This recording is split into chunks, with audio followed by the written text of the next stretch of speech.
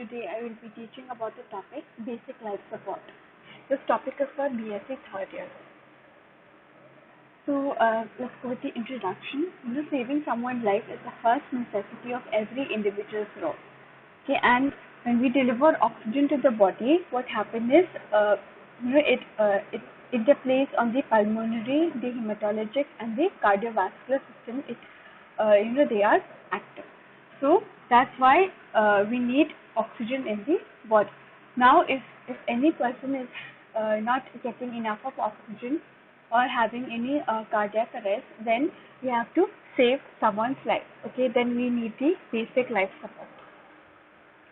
Definition of basic life support: it is a level of medical care which is used for victims of life-threatening illness or injuries until they can be given full medical care at a hospital. So it is a medical care which is being provided to those patients who are at a risk of dying or injuries. So we will give this until a full medical care will be given to the patient in the hospital. It can be provided by trained medical personnel, including emergency medical technicians, paramedics, and by qualified bystanders. Basic life support does not include the use of drugs or invasive skills, and it can be contrasted with the provision of ACLS. So in basic life support, so remember the word basic. Okay, here we do not give any drugs, we do not give any, perform any techniques or equipment used. So in basic life support, we only use the CPR. Okay, and basic life support, it is further, it is further improved. The patient's condition will be further improved when he or she will get ACLS, that is Advanced Cardiac Life Support. So definition of CPR: cardiopulmonary resuscitation. CPR, it is an emergency procedure that combines chest compression, often with artificial ventilation, in effort to preserve the brain function. So we need compression, we need to give airway maintenance to the patient, that is ventilation. Okay, why do we give this? So that the brain function will be normal, and it will restore the spontaneous blood circulation and breathing in a patient with cardiac arrest. Now, CPR is a life-saving technique which is useful in any emergencies, including heart attack or any near drowning in which someone is breathing. So in cases like drowning, heart attack, cardiac arrest, okay, in such conditions which are life-threatening, CPR is required. So CPR is as easy as CAB. So we have to remember CAB, not ABC, but CAB, that is compression, A for airway, and B for breathing. So the physiology of CPR involves the generating a pressure gradient between the arterial and the venous vascular bed. CPR achieves this by multiple mechanisms. The brain may sustain damage after the blood flow has been stopped for about 4 minutes and irreversible damage for about 7 minutes. Okay, so here if the blood flow is not going to the brain properly, then if the blood flow has been stopped to flow to the brain, then it will take 4 minutes for several damages. Okay, and typically if blood flow stops for 1 to 2 hours, then the body cells will die.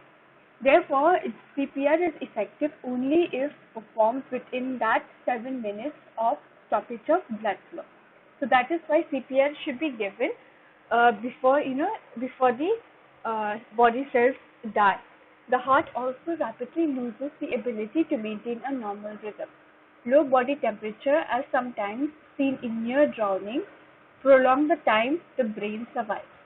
Following cardiac arrest, effective CPR helps or enables the oxygen to reach the brain to delay brain stem death, and it allows the heart to remain responsive to the defibrillation. Now, what are the indications for performing CPR?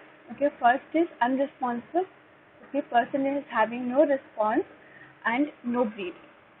Number 2, ventricular fibrillation and ventricular tachycardia. So these are some of the abnormal rhythms of the heart. Next, patient is on cardiac arrest. Okay, there is no electrical stimulation, or there is no electrical signals which are being transmitted. Next, drug overdose. In such cases also we will give CPR. Drowning. Okay, when a person has to go for swimming, or has drowned in a pool or a pond or a lake, then CPR is required. Then poisoning also, it can be any poisoning like chemical poisoning, food poisoning, liquid poisoning, or any type of poisoning. Then shock. Then you can also give in stroke conditions. Okay, so the assessment are immediate loss of consciousness, absence of breath sound or air movement through the nose or the mouth, we have to check, and absence of palpable carotid pulse. So these are the 3 points that we have to assess. Okay, if there's any loss of consciousness, absence of breath sound, and absence of carotid pulse. What should be checked? CAB should be checked. That is circulation, airway, and breathing. So first is circulation. Circulation is the carotid artery is used to determine the absence of pulse. So here we do not check the radial pulse, we do not check the brachial pulse. But the very important pulse that we check in CPR is the carotid pulse. Okay. So while maintaining the head tilt position with one hand on the forehead. Okay, so you keep one hand on the forehead of the patient, and then we locate the trachea. Okay, after locating the trachea, then 2 to 3 fingers of the other hand, then slide the 2 fingers from the trachea and the muscles of the neck where the carotid pulse can be felt. So first we have to locate the trachea, and then from there we just slide the fingers to where we can find the pulse. We can palpate the pulse. The technique is more easily performed on the side nearest the chest grove. So you are facing this side on the left side, then you put the carotid pulse on the left side or on the right side also. Next, if on assessment there are no signs of circulation, then we start with compression. Okay, so if we find that there is no circulation, means there is no pulse, carotid pulse, then we have to start with compression. So if there is no signs of circulation, perform chest compression at the rate of 120 per minute, which is followed by 2 breaths. Okay, and the ratio here is compression ratio is to breath is 30:2. So 30 compressions we will give to the patient, and after that we will give 2 breaths. And this is for 1 cycle. And we have to follow 5 cycles. Okay, then we have to check the carotid pulse. Next, CPR for infants, when we have to check the circulation. Okay, the proper placement for chest compression is below the nipple line. Position your 3rd and 4th fingers in the center of the chest, 1.5 or half inch below the nipples. Then press down half inch to 1 inch and perform 30 compressions. Okay, and after that we give 2 breaths. And we have to perform this at least 100 compressions should be given in 1 minute. This is for infants. So that was about compression. Now come to airway. So airway, what do we maintain? We have to we have to see that the airway is clear. Okay, so we open the patient's airway using the head tilt chin lift. Okay, so we have to tilt the head, and we have to lift the chin. So this is called the head tilt chin lift maneuver, or jaw thrust for cervically injured patients. Okay, and what you have to see if the patient is breathing, and we have to make sure that the airway is clear. Next, we provide the breathing. So in breathing, we have to give 2 breaths. Okay, deliver 2 slow initial breaths, 2 seconds per breath, and we have to maintain a seal. When we have to give the breath, we have to make a seal. Okay, so we have to pinch the nose of the patient and lift the chins of the patient. Okay, and when we give the breath, we have to seal around the patient's mouth and nose. And while giving the breath, we have to make sure that the chest is rising and falling. So this is the way of giving the breath. Now come to the steps of CPR. Okay. So what is the step first? You have to check. Okay, before giving any CPR, you have to check if the environment is safe. Okay, is the environment safe for the person? Is the person conscious or unconscious? If the person appears unconscious, okay, then we have to tap on the shoulder of the patient and ask loudly. Okay, not softly, but loudly. Are you okay? Are you okay? If the person does not respond and two people are available, then one should call the local emergency number or the emergency number, and the other should get the AED, that is the defibrillator, and we should start with the CPR. So next is this is the way how you give the chest compression. So the provider should do the following techniques. One is you have to check the carotid pulse. Next, we have to start the compression within 10 seconds. Okay, and this is the way you have to give the compression. Your hands, your arms, and the shoulders should be straight. Okay, so the shoulders are directly over the sternum. Okay, you can see here this is totally direct and parallel, and the elbows are locked and arms are kept straight. So the arms should be straight and the elbows are locked. Then place the heel of one hand on the patient's sternum, that is 3.8 centimeter or 1 to 1.5 inch from the tip of the thigh point. The fingers may either be extended or interlaced, but should be kept off the chest. So it depends on you. You want to extend your fingers or you want to interlace it, but you have to make sure that it should be off the chest of the patient. Okay, so therefore we do not have to put pressure on the chest. Next, extend the elbows and provider leans directly over the patient. Now press down, give compression for at least 2 to 2.4 inches or in centimeter, that is 5 to 6 centimeters. Next, release the chest and allow it to recoil. So after giving the compression, okay, then you have to allow for the chest to recoil back. Then you give another compression. So the rate of the compression should be at least 100 to 120 per minute. Okay, so in 1 minute you have to give at least 100 to 120 compression. Now the key phrase while you're giving the chest compression, the words that you can remember is push hard and fast. This is about the chest compression.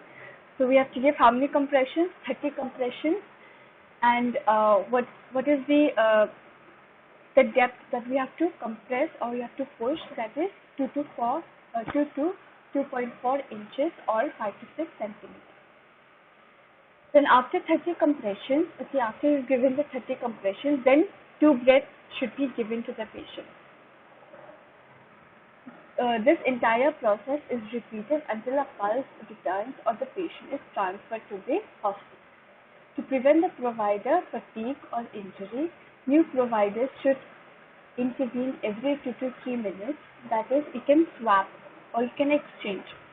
Okay, so the provider should swap out, giving the chest compressor a rest, while the other rescuer will continue with the CPR. So you can, to save your energy, you can exchange. So this is about compression. Next is the ventilation. You have to maintain the ventilation in the patient. You have to make sure that the airway is clear, the mouth is clear from any foreign object, and you have to use your head tilt and the chin lift maneuver. Next is the to perform the mouth-to-mouth technique. Okay, first you have to remember you have to pinch the nose of the patient and lift the patient's chin. And after giving 30 compressions, then you only give 2 breaths of air. Give each breath approximately 1 second with enough force to make the patient's chest rise. And while giving the breath, we have to make sure that the chest is rising. Or if the chest is not rising, then it means there is a failure.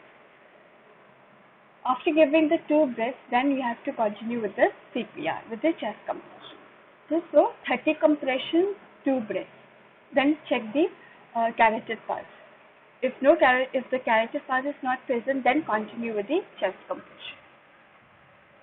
Next is the defibrillation. Defibrillation is a process where we use defibrillators. Okay, and these defibrillators, they are using electrical energy to provide a to stimulate the heart to pump and maintain its normal rhythm.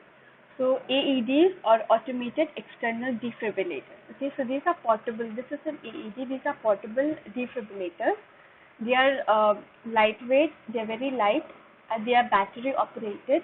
They are portable devices that are easy to use. So you can carry them anywhere.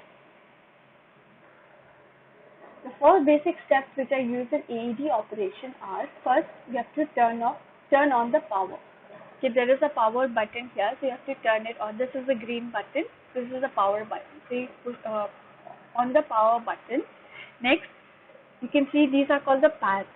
Okay, so you place the AED pads on the patient's chest, and after placing there will be a sticker. So you remove the sticker and you place the pads on the patient's chest, and after that, analyze the patient's rhythm by pushing the button on the AED labeled analyze. So there is another button also which is written here, analyze.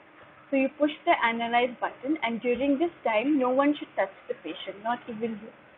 Next, then there is another button which is another button which you call as charge. Then we charge the AED and deliver the shock if indicated by the AED. So there are two types of defibrillators: monophasic defibrillator and biphasic defibrillator. A monophasic defibrillator, it uses 360 joules of energy, whereas a biphasic defibrillator uses 100 to 200 joules of energy. So it depends on which type of defibrillator it is, then you can provide the electrical energy to the heart. So there are some complications of AED, and there's complications of CPR. So first is the rib fracture. When you give too much of compression, okay, when you're putting so much of pressure on the chest, the ribs also they can fracture. So this is the condition.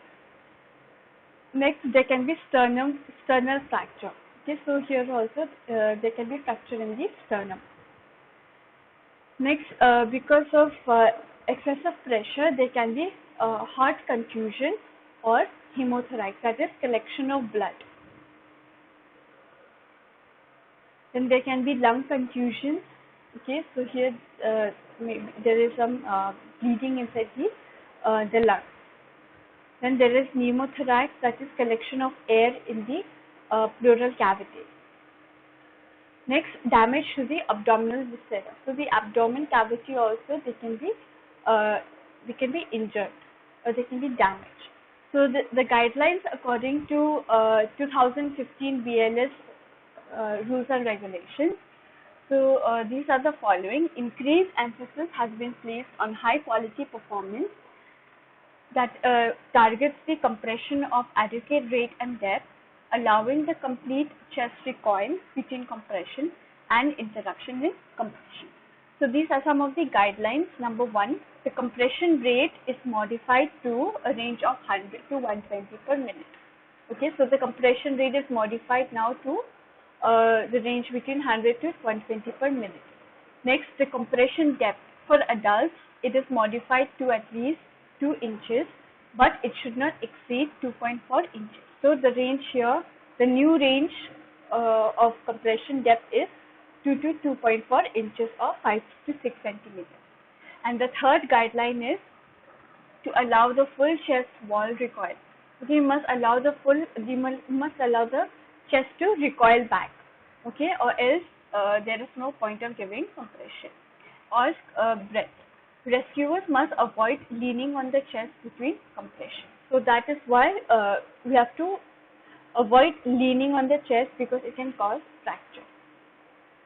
So there are two types of rhythm that we have to remember, okay, in BLS. That is, one is the shockable rhythm and the other is non-shockable rhythm.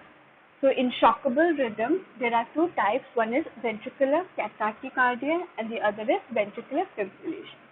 So in ventricular tachycardia, or we call it short form as VTAC, it appears on the monitor as a white, regular and very rapid rhythm.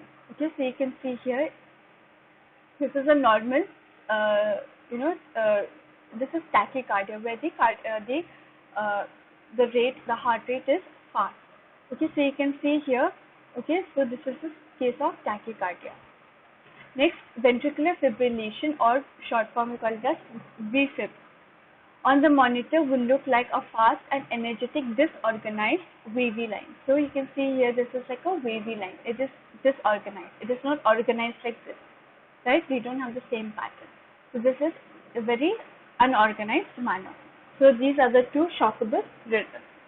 Next, come to the non-shockable rhythm. Means there is, after giving defibrillation, the heart is not, uh, you know, uh, coming back to its normal rhythm. Okay, so non-shockable rhythms are of two types. One is PEA, pulseless electrical activity.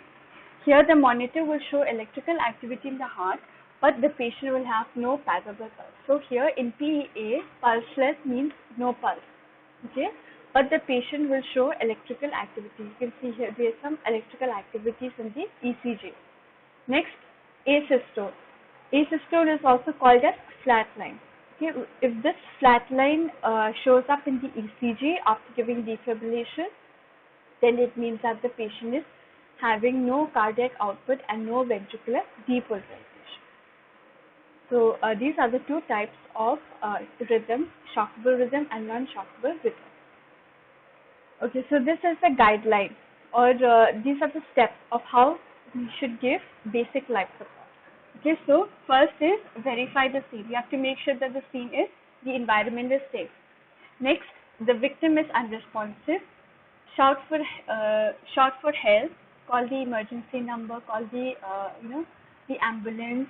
Then activate the emergency response system via mobile phones.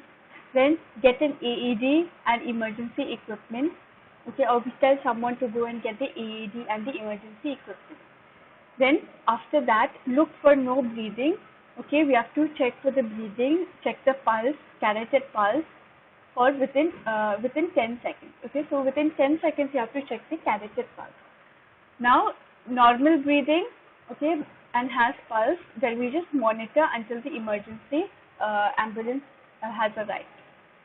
But if the patient is having no breathing but has a pulse, okay, then provide rescue breathing. Okay, so here this condition is patient is having no breathing, patient is not breathing, but patient is having a pulse.